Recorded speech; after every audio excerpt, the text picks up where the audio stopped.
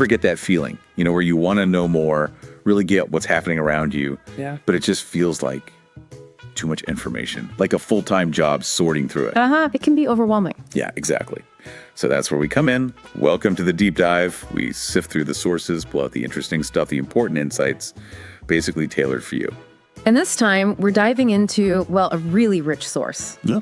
The SFRG Info News for late April and early May 2025. Think of it as your insider's guide for Sierra Vista and Tucson. Okay. It's got everything, local events, activities, important safety updates, news for the military community. It's pretty packed. Right. So our goal is basically to give you a clear picture, Southern Arizona this time of year. Yeah. We'll hit outdoor stuff, cultural events, and definitely those safety reminders. Your express lane to being in the know. Where should we start? Let's jump into the outdoor activities first. The update really highlights, the amazing landscapes here and all the ways you can get out and enjoy them. Sounds good. Okay, so if you're looking to maybe kick off late April with some exercise in a nice setting, check out the 13th annual Nut Run. That's April 26th. The Nut Run. Yeah, what's interesting is that it actually kicks off the Pecan Orchard series. Running through a pecan orchard. That's different, right? Pretty unique. It is, and it seems pretty accessible. They've got a 5K and a 10K option, so different fitness levels work. Okay. And what I like is the community feel. They do a pecan pancake breakfast afterwards, nice local touch, gets people together. Oh, definitely. Can't beat post-run pancakes. Plus, awards, T-shirts. Yeah. Always a good motivator. Right. And they mentioned a bundle discount if you sign up for all 3 races in that Pecan Orchard series. Good incentive to, keep moving. Definitely. Now, if maybe bikes are more your speed, same day, April 26th, the American Museum's hosting the 6th annual Texas Canyon Mountain Bike Race and Fun Ride. And this is cool. It's a rare chance to actually ride through Texas Canyon. It's normally closed to bikes. Wow. Okay. That is special. Seeing that landscape, those famous rocks from a bike must be incredible. It really sounds like it. They've got options too. Competitive folks can do a 15.8 mile race or a shorter 7.9 mile one. Okay. And then there's a non-competitive 7.9 mile fun ride. E-bikes are welcome on that one, which is nice. So something for everyone, really, whether you want to race or just enjoy the scenery. Exactly. They've got awards for the top male and female racers in different divisions. But the fun ride is just that, purely for fun, no podium pressure. Gotcha. Okay, so running, biking on the 26th. What if you want something maybe a bit slower paced, more historical? Well, same day again, there's a history hike. This one goes to the Millville Ruins and Petroglyph Trail. Seems like a great way to learn while you walk. Yeah, that sounds interesting. It does. You get a guide, a docent from the Friends of the San Pedro River FSPR. They're all about conserving the river and its history. Right. So the hike takes you to see old silver mill ruins, tangible stuff from the tombstones, silver boom, and then also to a petroglyph site. So you get that much older glimpse of history too. That's a great mix. Recent history, ancient history. It's about 2 miles, they say. Yeah, about 2 miles. But they do warn you the terrain's uneven, dirt, gravel, maybe a deep wash, and zero shade. Ooh. Okay, good to know. So yeah, hat, sun protection, good sturdy shoes are a must. Bring your own water, maybe a snack. Just be prepared. Always good advice for hiking around here. Absolutely. And they're specific about where to meet. 7.5 miles east of Sierra Vista on Charleston Road. Look for the fire danger level sign in a vault toilet, or you can search Millville and Petroglyph Discovery Trail on maps. Clear directions help a lot. They really do. Okay, shifting gears a bit. Away from hikes towards wildlife. April 27th, Reed Park Zoo in Tucson has a Party for the Planet. Party for the Planet. Sounds fun. Yeah. What's the focus? It's all about learning about conservation efforts and the zoo supports, both local stuff here in Arizona and global initiatives too. You can actually talk to people from local conservation groups, learn about, everyday things we can do to help wildlife. That's great. And while you're there at the zoo, they also have this Wild Wonders exhibit. Oh, yeah, that sounds fascinating. It's 9 big animal sculptures, but they're made in the Huichol beaded art style. Really intricate. Huichol art. Wow. Yeah, so it connects art, culture, and conservation. The beadwork apparently brings the animals to life, visually stunning, while also highlighting why we need to protect them. Very cool concept. Okay, moving into May now. May 3rd, another history hike. This time to Clanton Ranch. Ah, yes. Anyone who knows the Wyatt Earp story, the Old West stuff, this is a key spot. Right. Old Man Clanton, OK Corral connection. Exactly. This is where he grazed his cattle. It's right in the middle of that whole iconic Western story. The hike itself, it's a bit shorter, about 1.5 miles round trip. Okay. Still uneven, though. Gravel and dirt trail with a gradual rocky hill near the end. And again, the usual advice. Hat, sun protection, sturdy shoes, water, snack. Can't say it enough. No, you really can't. And the meeting place. Esquipal Trailhead. About 1.3 miles south of Charleston Road on Esquipal Road. Look for a dirt parking area. They say there's a sign. Good details. Yeah. Makes it easier for people who aren't, super familiar with the area. Totally. Encourages more people to get out and see these places. Okay, what about looking up instead of down? Any stargazing? Yep. May 1st, the Patterson Observatory has a public night. Chance to use real telescopes. Oh, cool. Yeah. Volunteers from the Huachuca Astronomy Club will be there, guiding you through the telescopes, showing you planets, stars, whatever's visible. Nice. They'll answer questions, share images, too. It sounds really engaging. That does sound great. Anything to know beforehand? Yeah, you do need to register. Space is limited. And of course, it depends on the weather. Clear skies only. So they say check their phone line for any cancellation notice. The usual caveat with stargazing. Indeed. But worth it when the skies cooperate. Okay, so we've covered a lot of ground, literally. Let's pivot to maybe cultural events, community happenings. Sounds like there's quite a bit going on there, too. There certainly is. Kicking things off, actually happening right now, running through April 27th, is the La Frontera Tucson International Mariachi Conference. Huge celebration of mariachi music. Oh, yeah. That's a big deal in Tucson. It's more than just concerts, right? Although they do have public concerts. Right, 3 big ones at the TCC. But yeah, also student workshops, masters teaching mariachi music, folkloric dance, keeping the tradition alive. That's fantastic. And it wraps up with a traditional mariachi mass on Sunday morning.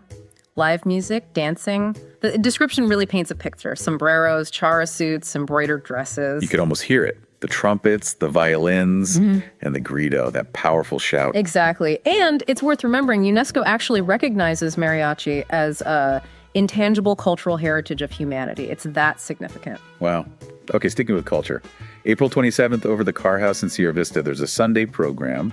Yeah, featuring a local artist, Vianney Ramirez. Okay, what's the topic? It's a free talk about the Huachuca Mountains' natural beauty, cultural heritage, but focusing on how painting can express emotion, celebrate Mexican culture, and even unite nations through art. That's a really interesting perspective. Art as a unifier. It's a powerful idea. Yeah. They do mention space is limited inside Car House, only 49 people, so get there early. But they'll have a live stream outside if it fills up. Good thinking. Okay, what about film fans? For them, Nogales International Film Fest, April 30th to May 2nd, used to be called the Borderland Film Festival. Ah, okay. What's unique about it? Well, its location, obviously, but how they use it. It's all about bridging cultures, free indoor-outdoor screenings, networking, but the main event is Film on the Fence. Film on the Fence. What's that? They actually project movies onto both sides of the border wall simultaneously, so audiences in the U.S. and Mexico watch together. Whoa, that's incredibly powerful. Yeah. Using film to connect divided communities like that. Isn't it? They're also doing a tribute to actress Adriana Barraza. The screenings are free, but you can buy VIP tickets for reserved seats and stuff. Sounds like a really meaningful event beyond just watching movies. Definitely.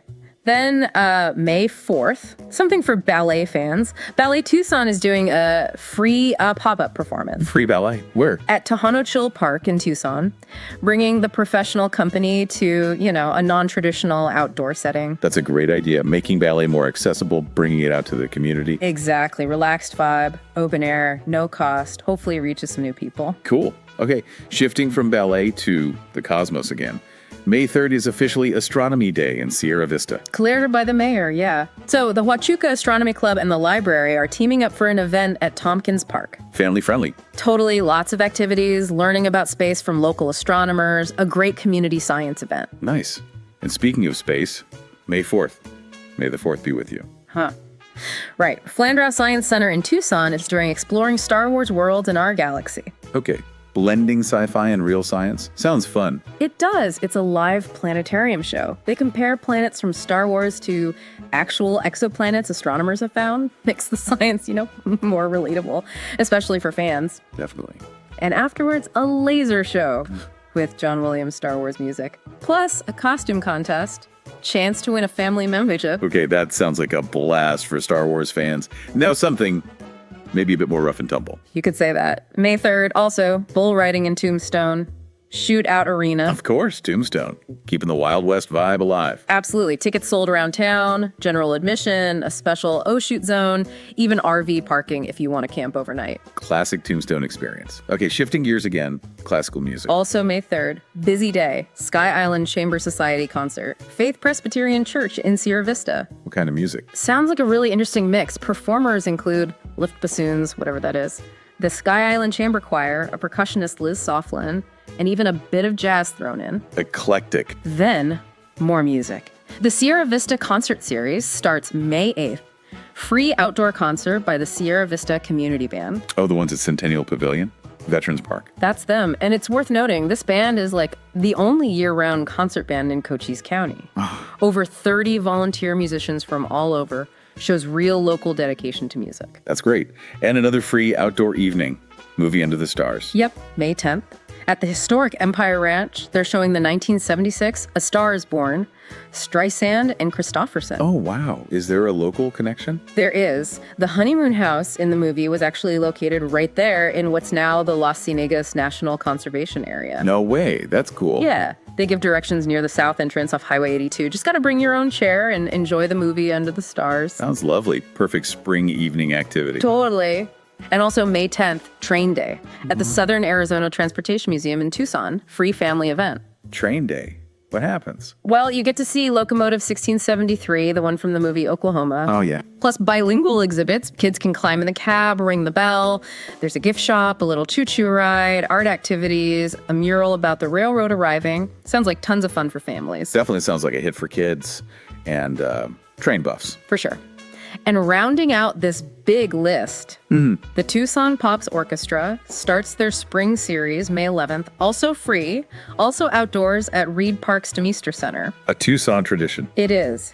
And the first concert, fittingly on Mother's Day, features Mariachi Tapatio. What a great way to celebrate. And one last one, mainly for the bird watchers out there, Southwest Wings Spring Fling, May 7th to 10th. Oh, the birding festival. Yeah. Isn't that the oldest one in Arizona? It is. They run guided field trips, small groups in vans or car caravans out to all the best birding spots in SC, Arizona. Chance to see a huge variety of birds, residents, migrants. Sounds amazing for birders. Yeah, but they warn that space fills up fast. So if you're interested, you definitely need to check their website quick for info and registration. Got it. Wow. So that's quite a range of activities. It really shows how much is going on in Sierra Vista and Tucson in late April, early May. Something for everyone. Absolutely paints a picture of a really vibrant, active community. Definitely. Now, beyond all the fun events, the SFRG Info News also hits on some really crucial safety and awareness stuff. This month, the big focus is Distracted Driving Awareness Month, April 2025. Super important topic. It really is, and dedicating a whole month. Smart. The stats they quote from NHTSA, the Highway Safety Administration, they're pretty sobering. Yeah. In 2023 alone, over 3,200 people killed, and an estimated, get this, 324,819 injured in crashes involving distracted drivers. Wow. That's huge. It is, and tragically, 611 of those killed weren't even in cars, pedestrians, cyclists, and they even say these numbers are probably underreported. Gosh, that really puts it in perspective. And the newsletter defines distracted driving pretty broadly, right? Yeah, basically anything that takes your eyes off the road, hands off the wheel, or your mind off driving. It's not just one thing, it's that combination. Not just phones. Exactly. People think phones, but it's talking on the phone, even hands-free. Your brain is still diverted, talking to passengers, messing with the GPS or the radio, even just eating or drinking, all risky. And there's that stat from AAA. Right. About how people know it's dangerous. Right, like 93% say texting or emailing while driving is dangerous. But a big chunk still admit doing it. That disconnect between knowing and doing is the real problem. Yeah, that's the hurdle. It is. And they remind us, legally, texting while driving is illegal almost everywhere now, 49 states. Okay. Using a handheld phone is banned in 36 states. The laws are there for a reason. But it really boils down to personal choice, doesn't it? Making that decision every time you drive. The newsletter had some practical tips. Yeah, really good ones, like get everything set before you drive. Mirrors, climate radio, secure your pets, figure out your route, plan your time so you're not rushing and tempted to multitask. Those pre-trip checks are key. Totally. And while driving, if you have to use a phone, pull over safely. That's the only truly safe way. Or if you have passengers, let them be the designated texter or navigator. Resist checking social media, emails, use those do not disturb modes on your phone, or just put the phone away. Out of sight, out of mind. Good strategies. And setting an example too, especially for younger drivers. And listening. Someone tells you seem distracted. Exactly. Their main message is so simple. When you're behind the wheel, your only job is to drive. Period. Simple, powerful. We should all remember that. It really covers it. Anything requiring hands, eyes, or attention away from driving, that's a distraction. Increases risk. Simple as that. And they also mentioned passengers playing a role. Yeah, that's important too. Passengers can speak up politely, ask the driver to focus, offer to help with the radio or navigation. It's kind of a shared responsibility for safety in the car. Makes sense. Creating that culture where focused driving is just expected. Exactly. Safer for everyone on the road. Okay, so shifting gears one last time. The newsletter also has a section for the military community, right? Mill life news and resources. It does, yeah.